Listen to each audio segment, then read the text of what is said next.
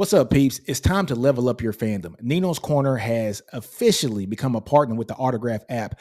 Go download that Autograph app, folks, to get all of your favorite podcasts, blogs, and more all in one place. Plus, get some exclusive rewards for being a Texas super fan. How does this work, folks? Well, if you're on Autograph, you get to look at different blogs and different YouTube posts and different podcasts, and you earn points for clicking on these links, looking at the videos, and just being a fan. These points are used for numerous things: March Madness tickets, pizzas during game weeks, and things of that nature. But just a little bit more about Autograph. Autograph was co-founded by Tom Brady, yes, the GOAT, Tom Brady, with the goal of getting the fans closer to the teams they love and giving them some rewards for being super fans just like you. Like I said before, folks, earn those points in the app by reading, listening, and following all the madness. Autograph is fueled by our love for the fans. Now it's your turn to be rewarded for your unwavering support and commitment to your team. Like I said before, download the Autograph app on your iPhone, on your iPad, on your computer, and use the promo code Ninos Corner to link yourself to all the different podcasts, all the different blogs, and everything about Texas. What's up, peeps? Nick Battle, aka Nino's Corner, man. Look, week five updates here, man. Week 5, man. Texas beats Mississippi State. We're on a live chat here, folks. What's it, 35-13, man? It's about 22 points. Good outing here, from Arch Manning and team. Shout out to DeAndre Moore, man. What a game by him. Offensive line did extremely well in the pass protection. Things that could be worked on, folks. We'll get to that here too in a second, man. Is definitely the run game. Jaden Blue had two fumbles. So one in the first half and then one on the first play of the second half. Honestly, folks, just things to crisp up, man. I think Texas kind of sleepwalked through this game, and it's something that we can't do. So Michael, hey, Mike's how you say your last name is at Lenane. So definitely give him hook him up. But yeah, folks, man. Great game from Arch Manning. Look, folks, we're on our second string quarterback, and we're kind of nitpicking a win here in the SEC. First game in the SEC here in the conference at home. So winning by 22 points. Definitely, of course, folks, it was against Mississippi State. We totally understand that. We should have probably blown this team out here, honestly, about 50-something to like 3 or 50-something to 6. However, we did have like a lot of mistakes here, folks, and some things that can be cleaned up here, just for the next week. Since we have this bye week, folks, practices should be very hard here. Like during this bye week, there's a lot of, very coachable moments here for the Texas team. Folks, those fumbles, man, we got to clean that up. We also got to clean up the penalties here on the offensive line, and that's some things that have to get done better. And also, Texas has to shore up that run game. Well, shore up stopping the run. Last year, we were blessed with having Sweat and Murphy there in the middle, folks, and having that has definitely aided in the opportunity for us to stop the run and blitz a little bit more. We can't stop the run like we want to right now. But the great thing about it, about this team now is that the edges are extremely good. Colin Simmons, Colton Vosick, those guys coming up with sacks was awesome, man. So Killer Minded Music says fumbles were killer and Cooks drop. Yeah, Cooks had that drop, man. If it wasn't for that drop, Arch goes 27 for 31, 400 yards, and 3 touchdowns. You know what I'm saying? So 3 passing touchdowns. But he did have a drop. It is what it is, man. But rather than have him in this moment than in 2 weeks in the shootout against Oklahoma, games against a team like Mississippi State where we're favored to win here, these are games that we can't afford to have mistakes, but these are coachable mistakes, right? These are coachable moments here for the team, coachable moments here for the staff, and this is something that the team can learn from. So, in saying that, folks, I was very impressed with a couple things, man. So start off the show talking about DeAndre Moore. DeAndre Moore, man, he has been one of those guys that is an extremely, extremely great blocker here for the team. Reminds you can tell that he's been kind of tutored, folks, from Jordan Whittington. He's a great blocker. And he's getting his shine right now. It was good to see him get his 2 touchdowns. He's about a yard away from getting his 3rd touchdown of the day. Just kind of had some bad luck throughout the season too. He had that one sweet touchdown catch, in a Michigan, but they got called back due to the phantom holding call, from Cam, which wasn't a hold, but the Big Ten refs kind of got that wrong there, folks. But Kate, he has a comment. He says Sark is correct in saying that this game was a wake-up game. So we've breezed through the last 4 games and got complacent. Exactly. This was definitely a wake-up game. This is one of those games where you kind of look back and say, if we had put all this together, if we didn't have the fumbles and we didn't have the drop touchdown passes, this is a game where Texas completely wins this game 50-something to 6 or 50-something to 13 and just calls it a game. But it's good to have these kind of games because look, man, this team has been told how great they are for the past month and a half. Actually, since last year, right? They go into Alabama, they beat Alabama, they go into the college football playoffs. We've been told just how great this team was. And this year they come in and they do great things. We come in and we beat the crap out of the first team. Then we go up to Michigan to the big house, beat the living crap out of Michigan while actually taking our gas, while actually taking our foot off the gas pedal. And then win the 3rd game and then also win the 4th game. And people are telling us how great we are. We're the number 1 team in the country. This is one of those reality moments where you kind of have to temper it down a little bit. And I think this was a necessary moment here for the Texas team and the Texas staff. They kind of regroup and refocus and understand that there are, opportunities for teams to come in and beat us, and Sark can look at this game and Sark can go put on the tape from Ole Miss and Kentucky and say that could have been you this weekend if you didn't get your stuff straight, right? So if anybody knows what I'm talking about, Kentucky upset Ole Miss in Ole Miss. Was it 20-17 by playing a very physical brand of ball, by running the ball a lot, controlling the ball, which is what Lebby tried to do at like this game. They ran the ball a ton. And I think they possessed the ball about 70% of the game as opposed to Texas's 30%, right? So you're looking at the opportunity for if Texas were to have a couple more mistakes, this game could have really got interesting. Right, it could have really gotten interesting. It was interesting after the first half, with Texas only being up, 14-6. But Texas pulls away in the second half and wins the game. Victor Santiago goes, I ain't got no problem with us dropping to number 2. Just keep winning and everything will take. Exactly. I was telling my wife that, so she's from Alabama. And, kudos to the Alabama game, man. What a game what that was. Alabama and Georgia. And she was surprised that Alabama moved up to number 1 in the AP poll. And I said, I wasn't surprised by it, but it doesn't really matter. Just keep winning. Coaches poll has Texas still as the number 1 team with Bama as the number 2 team, but who cares, right? These teams are destined. If Texas takes care of business, they beat Oklahoma. They beat Georgia when they come to Texas. And if Alabama takes care of business, I think we have an opportunity to see a Texas versus Bama SEC championship game if both teams take care of business. But there's a lot of football left to be played, folks. Bama still has Tennessee. Bama has LSU, right? We still have Oklahoma, Georgia. We still have Texas A&M, who is playing a good brand of ball. Arkansas is playing a good brand of ball too, right? And so we have the opportunity to play quarterbacks that are running quarterbacks. OU with Hawkins, extremely good runner. Texas A&M with Reed, right? So he's a good runner too as well. We play Florida. They got Lagway. He can run the ball also. Pavia from Vandy, he can run as well. Arkansas with the kid from Boise State, he can run also. So these are things that we got to start to look into and understand. We got to take every game week by week.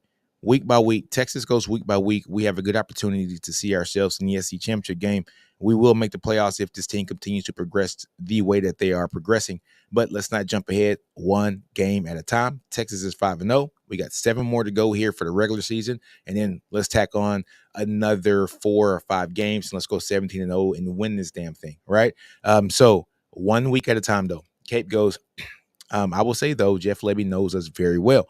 Exactly. And that beer and shoot offense, man, a lot of people don't, they don't understand how Lebby has seen this offense. He's been groomed for this offense. His father-in-law is Art Browse, so he is the guy who is the veer and shoot god, right? And so he understands this offense. Texas has seen this offense for the last 15 years, right? 15, 20 years. We've seen the veer and shoot. Hell, we've even used, some variations of it, by getting Sterling Gilbert. But oh man, Gilbert, that's a blast from the past name. Him and Maddox, right? But excuse me. Texas has the opportunity to do great things here this upcoming week. But yeah, just speaking of Lebby knows this team. Texas knows the veer and shoot. And Lebby did a great job of containing the ball, keeping the ball, as much as he could, to limit the possessions that Texas gets. And that was a really good game plan by him. Texas did not execute well enough. If they would have executed well enough, his game plan falls apart. If we don't fumble and have drop touchdown passes, Lebby's game plan falls apart. Texas blows this thing out. Victor Santiago says again, ain't gonna lie, but the OU defense does concern me. Am I tripping? No, man. OU's defense, you can go look at the other podcasts that I've done with Chris with a K and Steven, and Ty and Jay. I think OU's defense is an elite defense. The one thing that they're lacking at is deep balls. You can go deep on them. I stopped keeping track of how many passes that were explosive pass plays from Auburn at 5. They had 5, and I don't think it was halftime yet. They had 5 plays of 15 yards or more. This is where Texas can get it. Texas has the personnel to where we can go deep on OU. OU's defense is a very risky defense. They are very aggressive. With them being aggressive, it leaves the top open. And I think Texas has the playmakers to exploit that. Bond running 22 miles per hour, right? DeAndre Moore is sneaky fast. People don't realize he has the speed too. We know Jaden Blue can run. He just got to catch the ball and not fumble, right? We know Jaden Blue can run. He is a home run hitter, right? Bolden can run. Golden can run, right? Wingo can run. We understand that these teams, that these players can run and they can get behind the best of defenses. They've got behind the best of defenses with Michigan. Last year with our crew with Xavier Worthy and A.D. Mitchell, they got behind the best of defenses from Alabama to OU as well.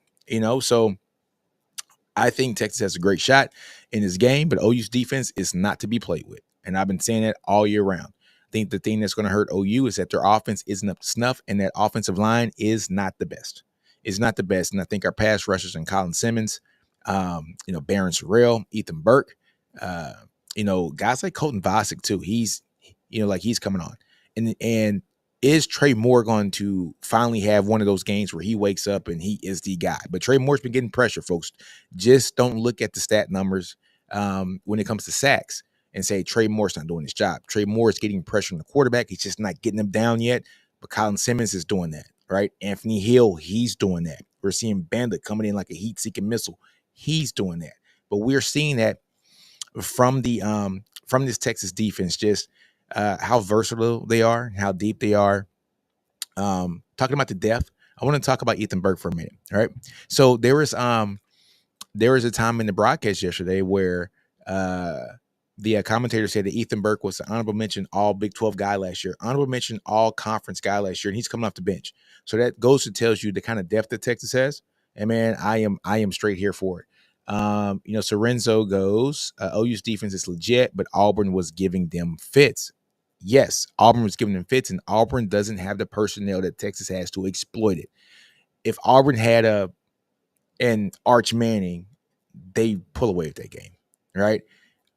Auburn, Peyton Thorne is a turnover machine, and I was waiting for it to happen. That's why on the Bleacher Report on Friday, I picked OU to win that game because I just don't trust Peyton Thorne and I don't trust Hugh Freeze, right? And so I picked OU to win that game, and they did, all right? So Texas, on the other hand, Texas has the players and the personnel where they can stack up man for man against OU, and I think Texas is going to do great things against that defense in 2 weeks.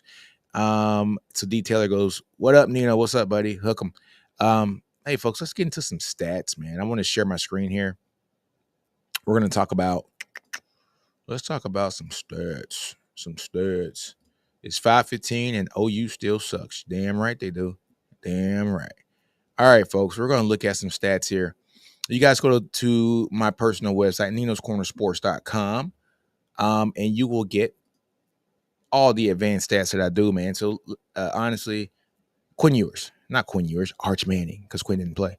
All right, so Arch, you go to the quarterback section. Let's look at Arch's stats. Let me blow this up so you guys can see this. For the season, man, Arch is doing this damn thing, man.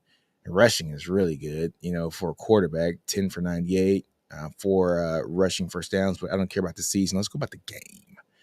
These are the rushing stats. You guys can see that about Arch. I don't care about the rushing for this game. I want to talk about the passing. All right. Passing. 26 for 32. I know the official stats say 26 for 31. The way that I do my advanced metrics are when Arch gets sacked, right? Those are passes that he's usually going for a pass now. In this instance, I probably should have had this at 31 because in this instance, I think he was trying to actually run the ball and he got sacked. So that really should count, towards the run. But my advanced stats, when I look at passes, and sacks are guys who are dropping back to pass. And so in my advanced metrics, that is a pass, right? Well, it's not really a pass. It's the passing attempt or ability. That's why my numbers vary slightly different, but it gives you just a better representation because this wasn't a real run. But 324 yards, folks, 12.46 yards per completion and 10.13 yards per attempt. Outstanding. How's this going to play against OU in 2 weeks? Well, it shouldn't matter for Arch, but if these stats continue to happen for Arch, we see what Arch is being able to do this year with the yards per attempt. OU's defense allows, if I'm not mistaken, yards per attempt about 6.5 yards per attempt and about 11 yards per completion. And that was before the Auburn game. I think that number spikes up off of the Auburn game. So Texas has opportunity to eat against Oklahoma in 2 weeks. Arch had 2 passing TDs, should have had 3. If Cook actually catches that ball. And interception 0. And let's take a look at his passing, XPs, folks. XP stands for explosive plays. 6 explosive plays in the passing game. So XPs per completion, folks, 23% of the time. So let's just say roughly a quarter of the time, and that he had a completion. That completion was 20 yards or more. So for passing, I go XPs for 20 yards or more, rushing 15 yards or more. So 6 out of those 25 completions were for 20 yards or more. Truly explosive offense and successful plays. So guys, you guys been following me for a while, man. So SPs are successful plays. That means on first down, getting at least half the yardage from first down. On second down, getting at least 70% of those yardage on second down. And on third, all of the yardage. But folks, hold on a minute. I got an important call.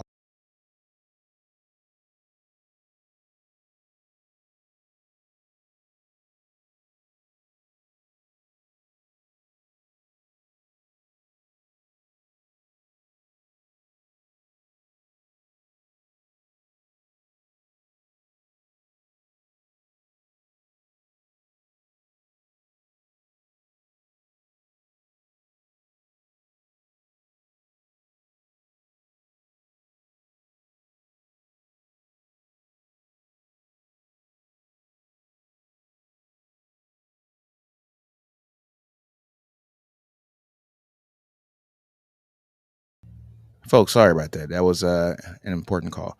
But Vic goes in the first half. Mississippi State had 112 rushing yards. We gave up less than 40 yards rushing in the second half. That is true. Mississippi State did run the ball pretty well on this, man. I was really surprised by that. Texas has to short it up, man.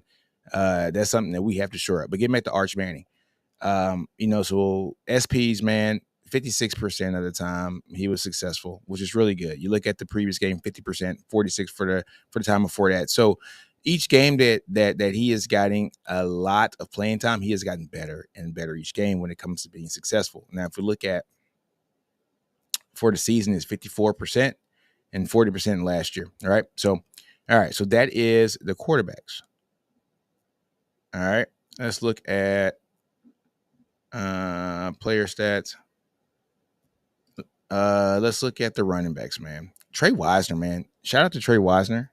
Hell of a game from Trey Wisner. I'll check him out first for this game. You know what? Jaden Blue. Let's check Jaden Blue out. He had the 2 fumbles, which was something that we don't like to see. But we'll just check out the stats anyway, just to kind of see where he racked and stacked. So the NCN rushing number, folks, is kind of like my own metric that tracks the efficiency and effectiveness of a runner. For the season, Jaden Blues are about 53.81. which is good. Anything over about 45 points is good, right? So this game he had a negative 46 because he had 2 lost fumbles, folks. The most important thing for a running back is to keep your hands on the ball, man. And so with those 2 fumbles, it dips your number down a ton. You can see even with that number being so low, his usage throughout the year, with his carries, his yardage, he's been really good. But these fumbles, man, cost us a lot. It cost us about 14 points on the board. It cost us a minimum of 6 points, a max of 14 points off the board. And he knows that too, man. He has to get better. And also Jaden Blue's had a few drops this year too, man. I think about 4 drops this year, 3 or 4 drops this year. So that's something he has to get better to as well.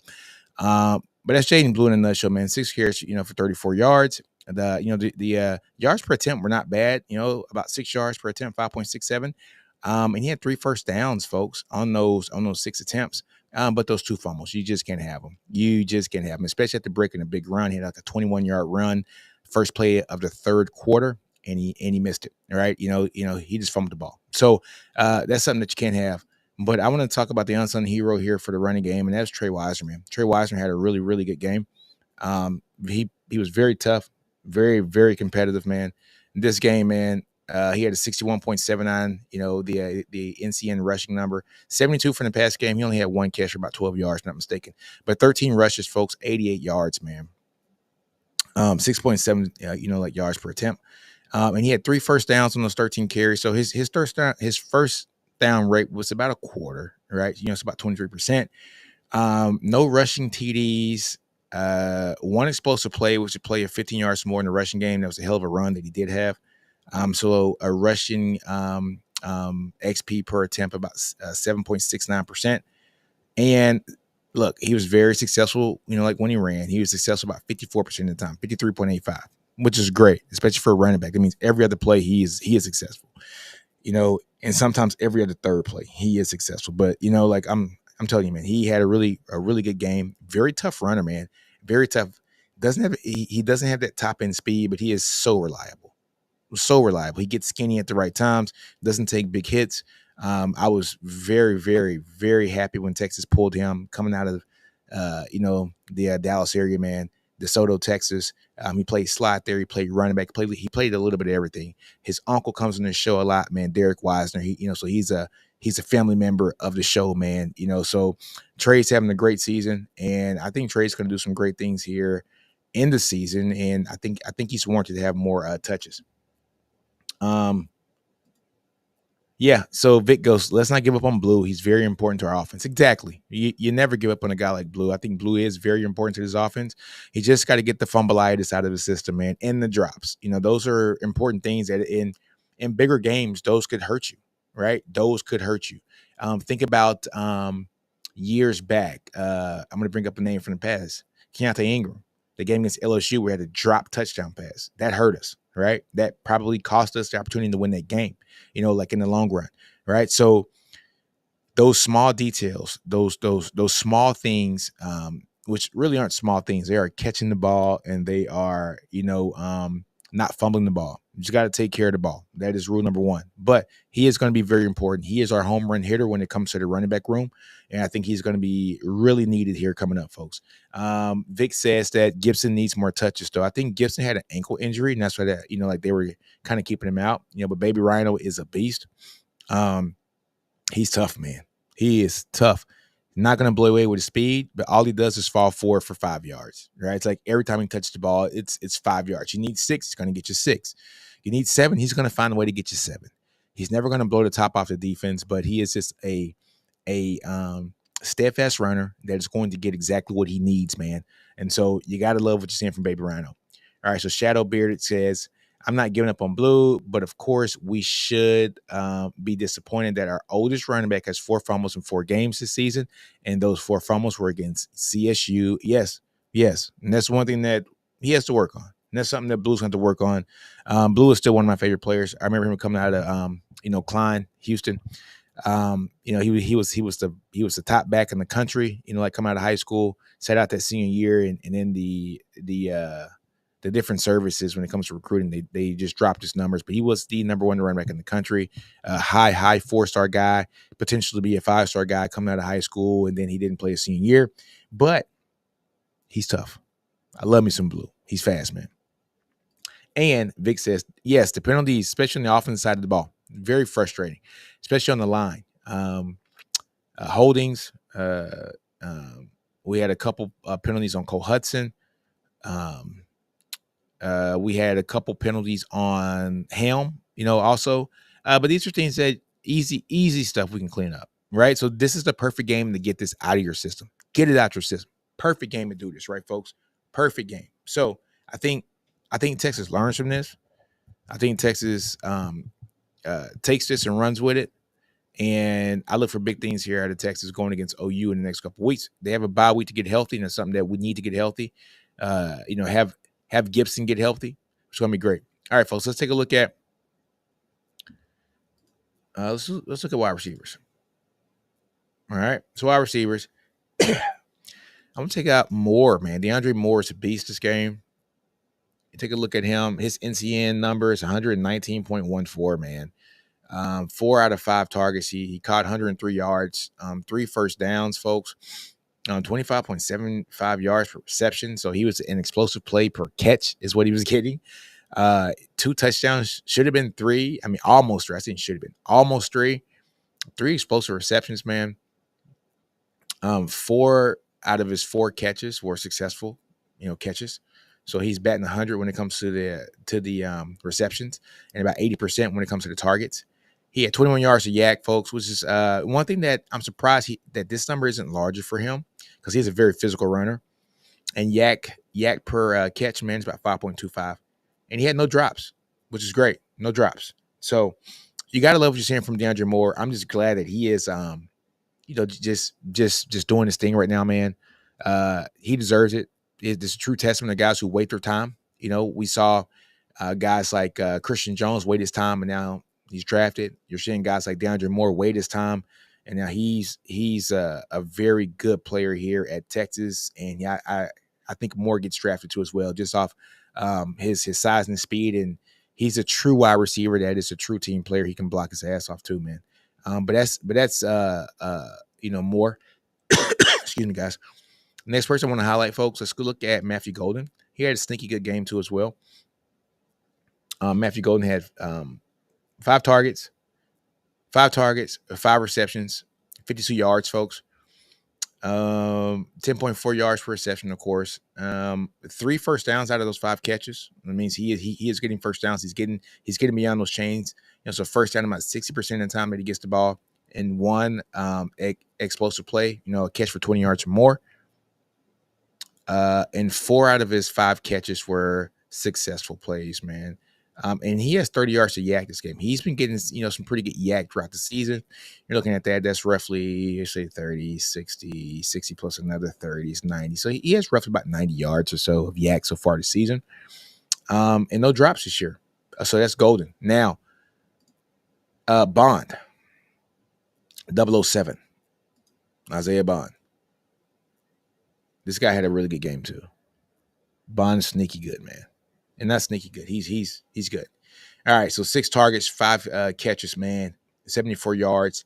4 out of those 5 catches were for first down, so that means he's getting to the chain and beyond. 1 of them was an explosive play for 20 yards or more, and 4 out of those 5 catches were successful plays. 44 yards to yak. This is your yak, man. Yards after catch, that's your yak, man, right there, man. 8.8 yards of yak this game. And I think he's averaging for the season, yak per reception, 9.7 yards. So he's averaging almost an additional first down of yards after catch per reception, right? So awesome. And he only has 1 drop for the season, and that's near the top of the year. Now, I want to look at some team stats, folks. Advanced stats. Let's look at explosive plays. So Bill Walsh once said the team that has the most explosive plays they end up winning the game by 85% of the time. And Texas has been very explosive this season. Rushing plays this year throughout the first 5 games, 12. Passing plays, 25. All right. Before this game, boom. 4 explosive rushing plays of 15 yards or more out of 29 plays. 6 passing plays that were XPs out of 32. The rate that we have here, the XPR, the explosive play rushing rate, was about 14% of the time. We're getting an XP in the rushing game and about 18% of the time in the passing game. Total about 16.39 for the game.